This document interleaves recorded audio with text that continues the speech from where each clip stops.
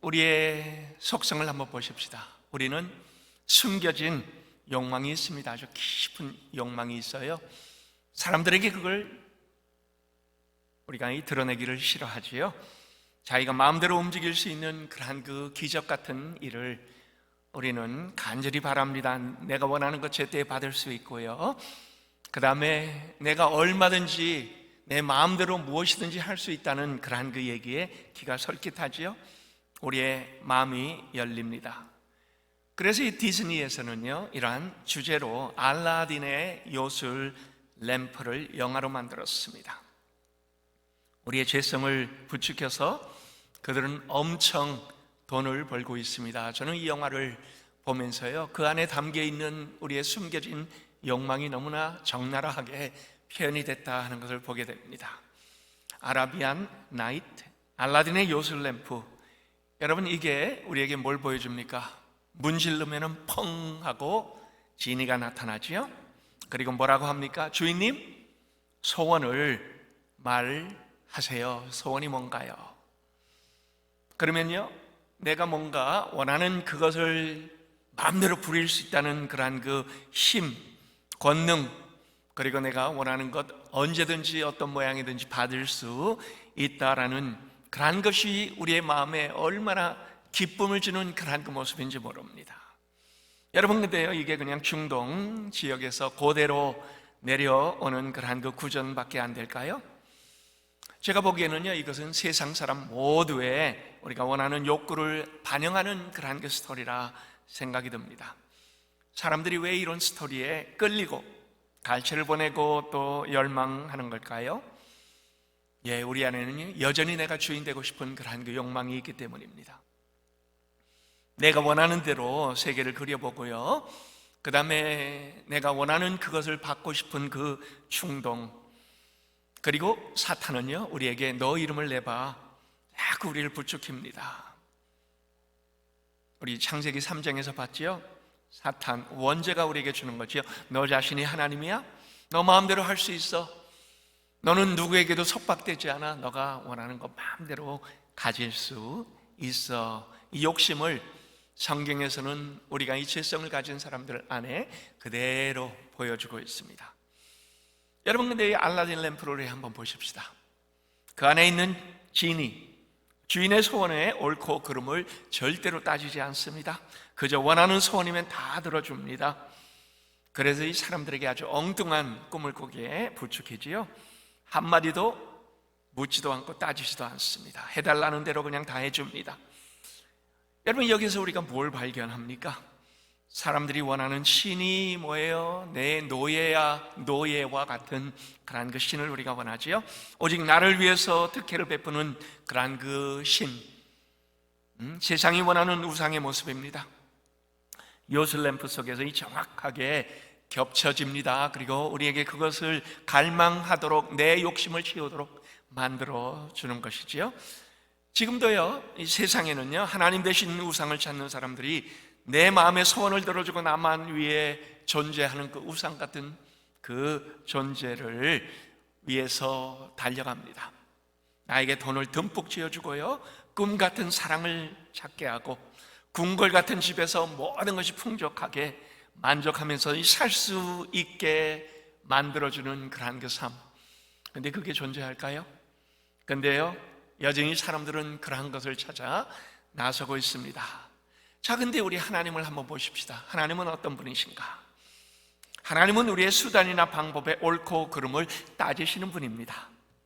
그렇죠? 우리의 개인보다는 공동체의 유익을 확인하시는 분이십니다.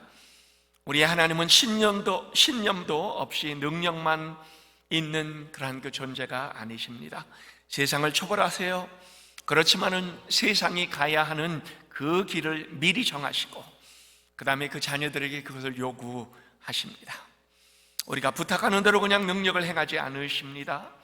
우리의 자아가 교만해지는 것을 그냥 두지 아니하시고요, 우리를 깎아내시며 우리를 매를 때려가시며 겸손하게 낮아지라고 요구하신, 그리고 우리의 그 겸손의 삶을 살라고 하십니다. 우리 하나님은 그렇게 우리를 위해서 육신을 입으시고 원수들의 손에 잡혀서도 무능을 자처하셨습니다. 그리고는 십자가에 달려 돌아가신 분입니다. 하나님께서는요, 이 땅에 자신의 능력을 드러내는 방식은요, 우리의 상식을 뛰어넘습니다. 그리고 하나님은 하나님이 섭리대로 이루어 주셨기 때문에요, 오늘날 우리는 우리 하나님을 주와 통치자로 섬기고 믿고 예배하고, 또 그분이 우리에게 원하시는 것을 우리는 따라갑니다. 오늘은 그 통치자가 가지고 계신 능력, 여러분 그 능력이 무엇을 위해서 어떻게 드러내시는가 우리가 배우기를 원합니다. 그리고 오늘 본문 속에서 하나님께서 우리에게 중심적으로 가르쳐 주시는 그러한 그 귀한 가르침을 받기를 원합니다. 두 가지입니다. 첫 번째, 성령이 임하시면 권능을 받고라고 합니다. 여러분 초대교회 때 보면 예루살렘에서 이 제자들의 삶의 태도가 완전히 변했습니다.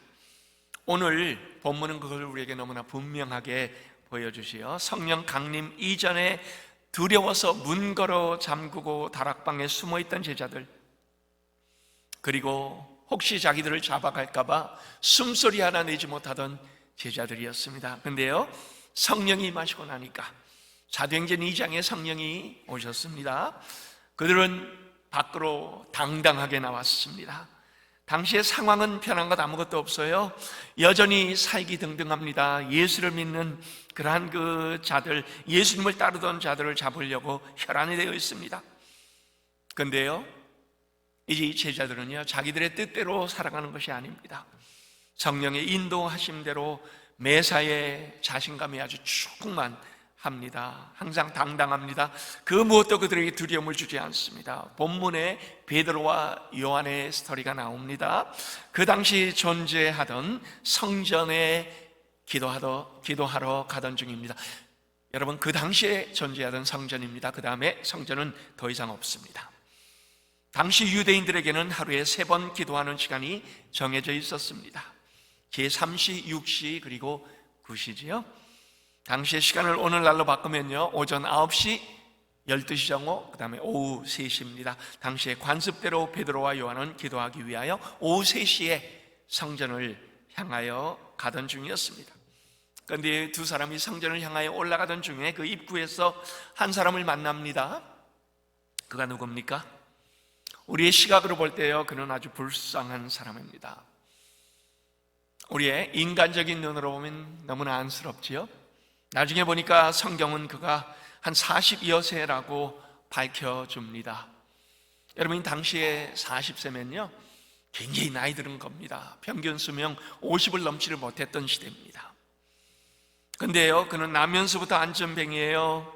그래서 혼자 걸을 수가 없습니다. 사람들이 그를 옮겨줘야만 걸을 수 있는 사람입니다. 태어나서부터 지금까지 성전 미문에 하루씩 와서 앉아서 그 다음에 사람들에게 구걸하는 너무나 안타까운 그러한 인생입니다. 아마 그는 성장 과정에서 많은 놀림을 받았을 겁니다. 상처도 많을 겁니다. 상대적으로 아주 연약한 그러한 그 삶을 살았습니다. 그는 구걸로 매일 먹고 살 수 있었습니다. 그래서 사람들이 가장 많이 오가는 성전 앞에, 미문 앞에, 미문, beautiful gate, 그 앞에 앉아서 그 다음에 구걸을 합니다. 수입은요, 지나가는 사람들의 동정을 받아 발 앞에 던져지는 동전 몇 집입니다. 자, 근데 3절부터 5절에 뭐라고 합니까? 베드로와 요한이 성전에 들어가냐 함을 보고 구걸하거늘 베드로와 요한과 더불어 주목하여 이르되 우리를 보라 하니 그가 그들에게서 무엇을 얻을까 하여 바라보거늘. 아마 이 안전뱅이는요, 소리치고 불러도 사람들이 별로 반응하지 않는 그러한 별로 주목하지 않는 그러한 그 경우가 많았을 겁니다. 근데 베드로와 요한이 주목을 합니다. 우리를 보라. 이 말은요, 그에게 커다란 기대를 아마 품게 했을 겁니다. 그는 뭐라고 합니까? 무엇을 얻을까 바라보거늘. 여러분, 여기에서는요, 그의 관심은요 오직 물질이었습니다. 던져주는 동전, 그걸 그가 받아야만 빵을 살 수가 있습니다. 허기를 채울 수 있습니다. 그래서 그는 그것을 기대하고 베드로와 요한을 바라봤습니다. 근데요, 여기서 우리는 세상의 원칙을 봅니다. 세상의 원칙은요, 다 이러한 방식으로 살아갑니다. 뭔가 얻으려고, 뭔가 쥐려고, 그리고 우리는 항상 우리의 손으로 쥐려고 하는 그러한 그 삶을 살아가기 마련입니다. 그러나 하나님은 오늘 이 본문에서 우리에게 훨씬 더 큰 것을 주시는 하나님, 우리에게 이 땅에서 뭔가 우리가 손에 쥘 수 있는 것이 아니라 더 영원한 것, 더 귀한 것, 그리고 더 넓은 것을 우리에게 보여주시는 하나님을 알려줍니다. 그래서 이 베드로의 답이 무엇입니까? 확신에 찬 그의 목소리, 힘 있는 그의 태도, 너무나 당당했습니다. 뭐라고 하죠? 은과 금은 내게 없거니와 내게 있는 이것을 내게 주노니 나사렛 예수 그리스도의 이름으로 일어나 걸으라. 여러분, 오늘 이 선포가요, 그냥 우리 그 안진병에게 하나님께서 이 베드로를 통하여 주신 선포가 아닙니다. 오늘도 이 선포는 여전히 지속이 됩니다. 삶에서 주저앉아 있는 사람들, 인생에서 더 이상 앞으로 나가려고 하지 않는 그러한 그 사람들, 하나님은 여전히 다가오셔서 일어나 걸으라, 나사렛 예수 그리스도의 이름을 사용을 합니다. 자, 여기 보세요. 일어나 걸으라 선포를 했더니요, 그리고 그는 오른손을 잡아 일으키니 발과 발목에 힘을 얻고 일어났습니다. 그의 불행과 절망의 자리에서, 비참한 인생의 자리에서 그는 그 모든 것을 다 뒤로하고 평생 그는 한 번도 자신의 힘으로 일어선 본 적이 없는 사람입니다. 그러나 그의 발목에 힘이 주어졌습니다. 그리고 어떻게 됐습니까? 그냥 걷는 것만이 아니에요. 뛰고 달렸습니다. 이것은요, 하나님께서 우리에게 예수 그리스도의 이름으로 무엇이 이루어질 것이다 라는 것을 보여주시는 아주 놀라운 기적의 사건입니다. 고침받은 안진뱅이는 즉시 다리와 발목에 힘을 얻었다라고 하죠. 그리고 뭘 합니까? 그는 걷고 뛰고 그 다음에 놀라운 일이 일어났죠. 하나님을 찬양했습니다. 여러분, 여기에서 무엇을 표현한 겁니까? 그 육체만 그냥 치유된 것이 아닙니다. 그는 자기의 영혼도 예수님을 만나 치유가 됐습니다. 여러분, 그가 찬양할 수 있었던 것 아무나 찬양합니까? 여러분, 누구든지 찬양하라 그러면 찬양 못합니다. 기쁨으로 마음이 가득 찰 때 우리는 찬양합니다. 그리고 뛰놀기도 합니다. 구원의 감격이 우리 안에 임하면 그 뛰며 찬양하는 것 자연스러운 그러한 그 모습입니다. 저는 여름에도 젊은이들의 모임을 한 번씩 가면요, 얼마나 방방 뛰면서 찬양을 하는지요. 제가 한 30년만 젊었으면 저들과 함께 뛰면서 찬양을 할 텐데 무릎이 안 좋아갖고 저렇게 뛰면서 찬양하지 못하는 것, 그러나 제 마음만큼은 뛰면서 찬양을 합니다. 여러분이 마음이 주저앉아 있으면요, 뛰면서 찬양하지 못해요. 기쁨의 찬양을 할 수가 없습니다. 그러나 우리의 마음이 기쁘면요, 그러면 그 모든 것을 다 동원해서 하나님을 영화롭게 하고 하나님께 우리의 마음을 표현하는 그 찬양은 분명하게 나타날 수 있는 겁니다. 그는 너무 기쁜 나머지 그 능력의 근원이 어디인지를 알았습니다. 그래서 그는 하나님을 찬양하고 하나님께 영광을 돌린 겁니다. 그는 육신의 나음만 받은 것이 아니지요. 여기서 너무나 분명하게 그의 마음조차 예수님으로부터 치유받은 것을 우리에게 보여줍니다. 이 말씀은요, 주저앉은 인생이 성령의 능력으로 벌떡 일어나는 치유의 원리를 보여줍니다. 당시에 예루살렘에 있던 우리 유대인들은요, 로마 제국 식민지의 억압으로 인하여 그의 마음들이 무너졌습니다. 눌려 살았습니다. 그러다가 이 한 사람의 치유로 영적인 부흥을 경험하게 됩니다. 한 사람이 일어나 사회 전체를 일으켜 세우는 그러한 그 하나님의 놀라운 일을 예고한 겁니다. 아니에요. 예루살렘만 아닙니다. 역사 속에서 한 사람의 치유로 인하여 앞으로 이 온 세상에, 이 온 땅에 하나님의 그 놀라운 이 창조물, 그리고 창조의 가장 아름다운 하나님의 사람들을 위해 이러한 그 치유가, 영적인 치유가 나타나게 될 것을 하나님은 보여준 겁니다. 힘들고 어려운 자들, 주저앉아 더 이상 앞으로 못 가겠다고 하는 그러한 그 영적인 안전뱅이들이 있는 이 땅에 하나님은 예수 그리스도의 이름으로 이렇게 세우는 그 놀라운 일을 우리에게 보여주신 거지요. 사회 전체를 이렇게 세우는 것, 한 영혼의 영적인 회복의 여파가 파장을 일으켰습니다. 예루살렘 전체에 부흥을 줄 것을 알렸습니다. 성령이 임하시면 권능을 받고 여러분 어떤 결과가 나타납니까? 기적이 일어납니다. 그리고 예수님의 이름이 높임을 받습니다. 그 능력을 행한 베드로가 결코 높임 받는 것 아닙니다. 예수의 이름의 능력만 나타난 겁니다. 성령이 임해서 권능을 받으면 사람이 높아지는 것 전혀 아닙니다. 하나님의 영광이 돌려지게 됩니다. 오늘도 세계 전역에서 그 일이 일어나고 있습니다. 우리 영생교회도 그러한 권능의 결과를 맛본 교회입니다. 여러분 중에 영적으로 힘들었던 분들, 하나님으로 인하여 힘을 얻고 일어나 달려가며 찬양하고 기쁨으로 살아가고 그 기쁨을 하나님께 영광으로 표현하는 그러한 우리 영생교회 얼마나 아름답고 귀한지 모릅니다. 활력이 있습니다. 기쁨이 있습니다. 앞으로도 저는 우리 영생교회가 하나님의 역사에 쓰임받고 세상의 권능과 다른 이 영적인 권능을 누리는 우리의 귀한 하나님 세우신 우리 영생교회 될 수 있기를 예수 그리스도의 이름으로 축원합니다. 그 다음에 예수의 이름에 담긴 능력을 오늘 성경은 우리에게 보여줍니다. 11절에 고침받은 사람이 베드로하고 요한을 따라오지요. 붙잡았습니다. 아마 이대로 헤어지기가 아쉬워서 아닐까 생각이 듭니다.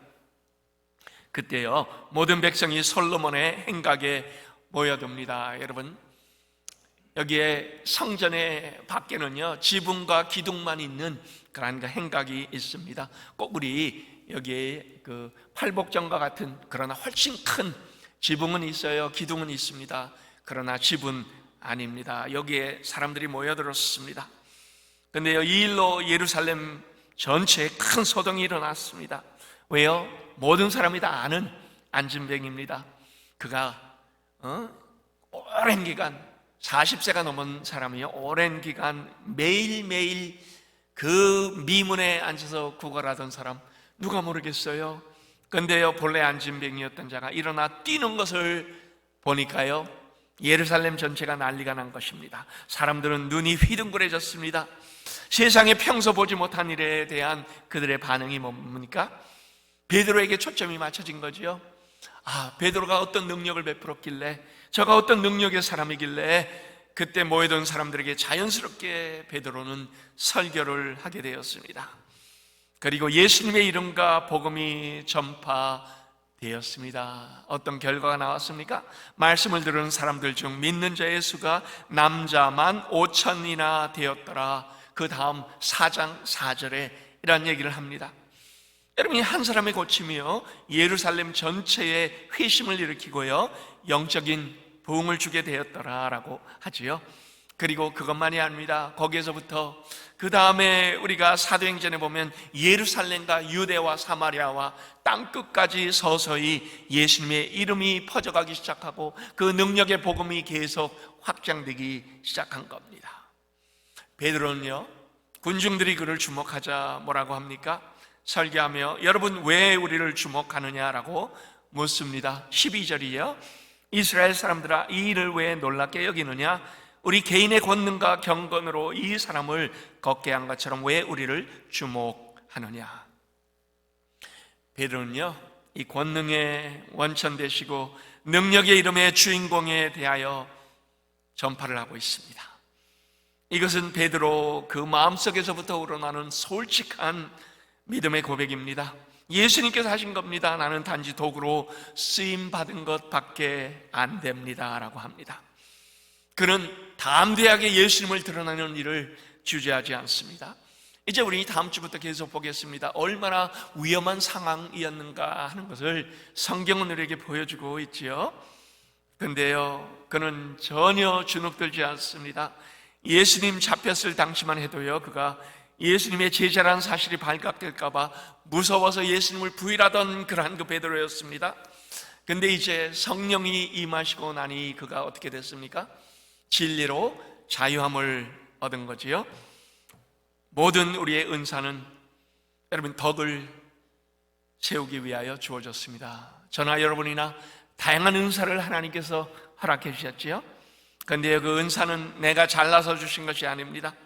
하나님께서 필요한 일을 진행하기 위하여 주신 겁니다. 그리고요 근사는요, 때로 내가 아니어도 다른 사람을 통해서도 얼마든지 나타날 수 있습니다. 그래서 베드로가 뭐라고 합니까? 왜 나를 주목하느냐라고 반문한 것이요.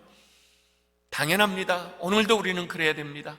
만약에 우리 중에 어떠한 놀라운 하나님의 영광스러운 일이 일어나면 우리가 주목을 받는 것이 아닙니다. 우리는 도구로, 통로로 쓰임받은 것, 그래서 거기에서 하나님을 보여줘야만 합니다. 하나님을 드러내고 하나님을 전하고 예수 그리스도의 그 놀라운 그 이름을 전할 수 있는 기회로 그는 삼았던 것입니다. 지난 주간에요, 우리 구역 예배들 지금 아마 여러 구역에서 계속 진행이 될 겁니다. 저희 소밀 완 구역 예배가 이루어졌습니다. 아주 감동적인 그러한 그 나눔, 그리고 그 나눔 때문에 우리의 가슴이 뭉클해졌습니다. 우리 홍정길 집사님이요, 남미 1.5세입니다. 구역장입니다. 그리고 그 집에서 우리 소밀완 구역 예배가 모였습니다. 이분은요, 한국말보다는 스페인어가 더 수월하신 분입니다. 구역 교제 나눔의 질문이 뭐예요? 우리 속에 계신 성령님을 체험한 경험을 나누십시오. 이 질문이에요. 그분이 지난 4월 달에 이루어진 일을 나누기 시작합니다. 근데 나누다가 너무나 이 마음에 격정이 있어갖고요, 울먹이면서 나눕니다. 지난 4월 달에요, 멕시코 찬양 선교팀이 멕시코에 가서 이루어진 일들, 이분들이요, 마약 재소자의 집단 거처를 찾아가서 찬양을 했습니다. 근데 간 분들 중에요, 스페인어로 기도할 수 있는 분이 유일하게 우리 홍정길 집사님밖에 없으니까요, 기도를 부탁을 받았답니다. 평소에 그러한 일을 받으면 못하겠다고 이렇게 하는데요, 그날따라 하나님께서 그 마음에 뜨거움을 주시고요, 그가 스페인어로 기도를 하게 됩니다. 그런데 하나님의 강한 능력이 그의 마음을 휘어잡고, 그가 그냥 마음으로 생각하여 기도한 것이 아니고요, 그의 입술에 하나님께서 이 말씀들을 넣어주시고 기도할 제목들을 담겨주시고요, 그가 울먹이면서 이 기도를 했다고 합니다. 그랬더니요, 같이 갔던 팀들도 울고, 근데요, 무엇보다도요, 거기에 있던 멕시코의 마약 재소자들도 같이 울면서, 그러면서 하나님의 놀라운 역사를 경험한 그러한 것을 간증으로 나눴습니다. 그런데 여러분, 예수 그리스도의 이름으로 진행되는 그러한 그 다양한 세계 전역에서는요, 이 일들이 사실은 수시로 일어납니다. 그냥 한두 번 일어나는 일이 아닙니다. 지금도 이 역사는 계속적으로 진행이 되고 있습니다. 지난 주간에 또 우리 영생교회 선교위원회 주간 단기 선교 평가회가 있었습니다. 여러 간증들이 나왔어요. 그리고 사역을 하신 그러한 그 팀들의 팀장들이 나와서 또 보고를 하는데요, 근데 거기에서 나온 보고도 동일합니다. 우리가 무슨 큰일을 한 것이 아닙니다. 멕시코와 태국과 브라질과 시라큐스 지역에 갔던 모든 팀들, 그 안에서 하나님께서 어떻게 우리를 통하여 기이한 하나님의 역사를 이루어 주셨는가, 준비하고 기도하고 순종하고 진행한 모든 일들, 그리고 거기에서 맺은 그러한 그 열매들이요, 우리가 뭘 한 것이 아니고 우리가 간절히 하나님 바라보면 그 믿음의 걸음을 걸었더니 나중에 보니까 하나님께서 이 모든 일들을 열매를 맺게 하셨더라라고 합니다. 그리고요, 그 열매는 지금도 이루어지고 있습니다. 우리 팀들은요, 선교지에서 이미 갔다가 다시 필라로 돌아왔지만, 그러나 거기에서 끼친 선한 영향력과 우리의 말과 행동으로 전해진 예수 그리스도의 복음은요, 지금도 여전히 그곳에서 열매를 맺고 있습니다. 지금도 연락들이 오고 있는 것을 봅니다. 여러분, 여기에서 우리가 도구로 쓰임받은 성령의 역사가 얼마나 귀한가. 우리는 그냥 쓰임받고 하나님은 우리를 통하여 하나님의 놀라운 일들을 진행시켜 가는 겁니다. 사도행전에서요, 가장 많이 쓰인 문장이 뭔지 아세요? 예수 그리스도의 이름으로입니다. 16절에도 나옵니다. 우리 3장 16절에 보니까요, 이것을 다시 확인시켜 주죠. 그 이름을 믿음으로 그 이름이 너희가 보고 아는 이 사람을 성하게 하였나니. 여기에 보니 그 이름의 능력의 결과를 만들었다라고 합니다. 그래서 우리의 개인의 경건과 권능으로 이 사람을 걷게 한 것처럼 우리를 주목하지 말라라고 베드로는 당당하게 전하고 있습니다. 예수로 말미암은 믿음이 만들어낸 기적입니다. 예수의 이름의 권능입니다. 그리고 그 이름으로 나갈 때 선한 능력이 나타납니다. 기적의 역사가 나타납니다. 하나님은 예수 그리스도의 이름으로 오늘도 일하고 계십니다. 여러분, 우리가 일하는 그 어느 곳에도 예수 그리스도의 이름으로 나갈 때는 놀라운 하나님의 역사가 나타날 수밖에 없습니다. 그 이름이 전파되는 곳마다요, 예배가 살아나고 영적인 기적들이 전개가 되고요, 물론 육적인 그러한 그 기적도 나타납니다.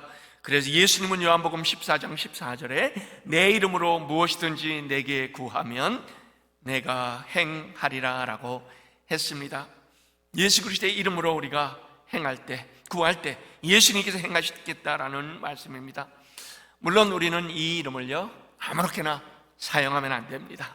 내가 권능을 뿌리듯이 내 마음대로 선포하고 예수님께서 꼭 내 종이 된 것처럼 우리가 마음대로 예수 그리스도의 이름을 쓰면 안 된다라는 거죠. 하나님의 마음과 계획에 합당하게 하나님께서 계획하신 역사 속에 우리가 도구처럼 쓰임받는 것이지, 예수님의 그 이름이 우리의 도구로 쓰임받는 것, 성령이 우리의 도구로 쓰임받는 것은 결코 아닙니다. 그래서 예수 그리스도의 이름이 망령되이 쓰여지면 안 된다, 하나님은 너무나 분명하게 우리에게 이것을 요구하고 있습니다. 여러분, 사실 베드로에게 주어졌던 그 이름의 능력은요, 오늘 우리에게도 주어졌습니다. 우리의 인생의 주인 되시는 그분 나사렛 예수는요, 우리의 삶에서 우리에게 힘을 줍니다. 우리가 일을 진행할 때 우리를 세워줍니다. 그리고 우리를 통하여 그 아름다운 하나님의 영광이 나타나도록 우리를 도구로 사용해 줍니다. 그런데 우리만이 아니에요. 예수 그리스도의 이름이 외쳐지는 그 어느 곳에선지 동일한 역사가 이루어집니다. 지난 2000년간 지금도 그 이름이 외쳐지는 그 어느 곳에선지 같은 역사가 일어납니다. 변화의 증거가 수두룩합니다. 근데요, 우리가 조심해야 될 것이 있습니다. 그 이름이 가진 권능의 주인 우리 예수님이라는 것을 우리가 항상 기억해야 됩니다. 때로 그 이름이 헛되게 쓰임받을 때도 있는 것을 봅니다. 하나님을 기만하는 사람도 있어요. 누구는 혹 알라딘의 램프를 문지르듯이 자기가 예수 그리스도의 권능을 통제할 수 있다라고 착각하는 목사들도 있습니다. 내 마음대로 예수님의 능력을 움직이고 힘을 부리고 또 권능을 행하려고 하는 그러한 그 사람들 많습니다. 내가 주인 되어 하나님을 내 마음대로 부리고 싶은 여러분, 그 충동 어디에서 올까요? 우리의 죄성에서 옵니다. 이러한 모습들 보지요? 예수 그리스도의 이름이 들어가지 않은 채 성령 받아라 후 하는 목사도 있습니다. 일어나 걸어라 명령하는 사람도 있습니다. 귀신아 나가라, 이러한 것들 우리가 보게 됩니다. 신유의 은사, 축사, 자기 마음대로 능력을 선포하면서 마치 자기 손이 요술 방망이가 된 것처럼 마구 명령을 쏟아내는 모습, 여러분 여기에 현혹돼서는 안 됩니다. 베드로는 겸손했습니다. 나사렛 예수 그리스도의 이름으로 기적을 베풀었습니다. 그 모든 능력의 근원은 예수 그리스도인 것을 만민에게 겸손하게 공포할 때 어떤 일이 일어났습니까? 말씀을 들은 사람 중에 믿는 자가 많더라라고 성경은 증언하고 있습니다. 남미 아니면은 아프리카 오순절 교회에 가면요, 제가 실제로 제 눈으로 목격한 겁니다. 예배당 로비에 보란듯이 걸려있는 목발들이 있습니다. 무슨 의미지요? 그 교회 담임 목사는요, 내가 이만한 권능의 사람들이다, 이 자랑의 표시입니다. 그동안 내 신유의 인사를 통하여 목발 짚고 왔다가 고침받고 걸어나간 사람들, 그리고 목발을 던져버린 사람들의 그 목발을 로비에다가 다 걸었는데 수백 개가 됩니다. 목발 숫자 이만큼 된다, 봐라 내 능력이 이렇다, 현상에 집중하게 하고요, 하나님의 영광을 가로채는 사람들이 얼마나 많은지 모릅니다. 이런 사람들은 삶으로 본을 보이기는커녕 하나님의 영광을 자기 자신이 가로채는 데 혈안이 되어 있지요. 때로요, 그 걸려있는 목발들 짜고 치는 고스톱일 때도 많습니다. 귀신을 쫓아내고 병을 고치고 기적을 행하는 일, 하나님 나라의 복음의 중심적인 일은 아닙니다. 그것으로 하나님 나라의 객관적인 능력을 알 수 있는 것도 아닙니다. 오히려 여러분이 하나님 나라의 능력의 일은 어디에서 나타납니까? 죄에 찌들려 있던 영혼들이 회개하고 삶이 변하고 복음으로 인하여 이제는 하나님을 예배하는 자가 되는 것, 그것이 하나님께서 복음에서 가장 가치 있는 일이라고 우리에게 알려줍니다. 바로 그것을 위해서 우리 예수님은 십자가에 달려 돌아가신 겁니다. 그리고 그 변화는 지금도 여전히 계속되고 있습니다. 우리는 바로 그러한 일에 기쁨을 찾아야만 합니다. 결론입니다. 오늘도 우리 예수 그리스도의 이름이 불려지는 곳에서 치유가 일어납니다. 영혼의 치유, 그리고 육신적인 치유도 분명히 나타납니다. 생명의 말씀으로 인하여 죄사함이 주어지는 것, 여러분 이 땅에서 가장 큰 기적은 바로 그것입니다. 그러나 때로 육적인 기적이 하나님께서 보시기에 필요할 때 나타나지만 그럴 때마다 영광은 그 능력의 근원 대신 하나님께만 드려져야 합니다. 제일 중요한 것, 예수 그리스도의 이름으로 우리는 일어납니다. 처져 있던 영혼들, 죽어가는 영혼들, 힘들어서 절망하던 영혼들, 그런 하나님은 이 영혼들을 일으켜 주시기를 원합니다. 그리고 지금도 그 역사는 세계 전역에서 지속이 되고 있습니다. 우리 영생교회가 이 일을 위하여 달려가는, 그리고 그것이 우리의 주된 목적이 될 수 있기를 예수 그리스도의 이름으로 축원합니다.